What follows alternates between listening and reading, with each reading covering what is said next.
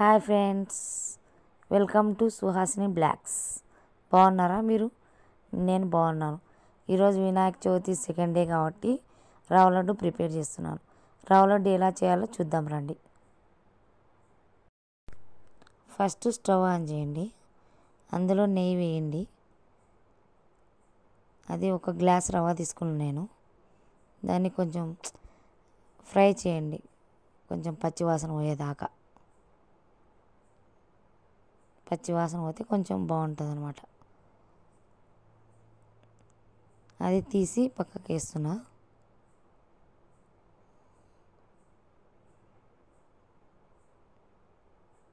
ఇప్పుడు అందులో కొంచెం నెయ్యి వేసుకుంటున్నా, ఒక 2 స్పూన్స్.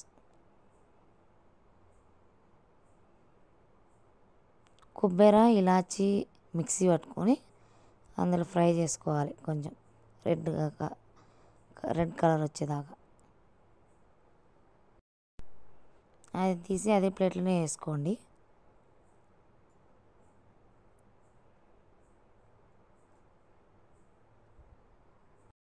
ఇప్పుడు చక్కెర అదే గ్లాస్తో నేను హాఫ్ తీసుకున్నా. మీ ఇష్టం, మీకు షుగర్ ఎక్కువ కావాలంటే ఎక్కువ తీసుకోవచ్చు. నేనైతే లిమిట్గా ఉంది అది అనమాట, అంతే. కొంచెం ఒక చిన్న చాయ్ గ్లాస్ అంతా వాటర్.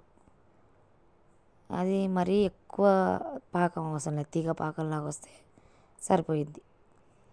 అందులో ఫస్ట్ ఫ్రై చేసినాం కదా ఆ మిశ్రమాన్ని వేయండి. అది ఉంటలు కట్టకుండా కొంచెం ఫ్రై చేయండి మంచిగా. ఆ పాకం అంతా రవ్వ పీల్చుకుండేలాగా ఫ్రై చేయండి.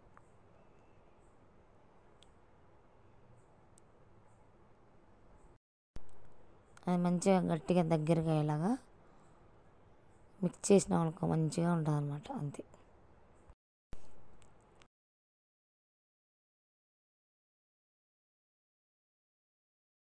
అది చాలా వేడిగా ఉంది కదా, కొంచెం చల్లగా అయితే మనకు మంచిగా ఉంటుంది అన్నమాట. అట్లా ఉంటలు చేసుకోండి, కొంచెం గోరువెచ్చగా ఉండగానే. మీకు చేయి కాలేదు అనుకుంటే పక్కకు వాటర్ పెట్టుకొని అద్దుకొని చేసుకోవచ్చు.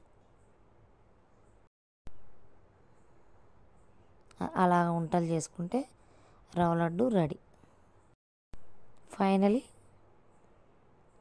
టేస్టీ రవ్వ లడ్డు రెడీ. మీరు చేసుకోండి, ఎలా ఉందో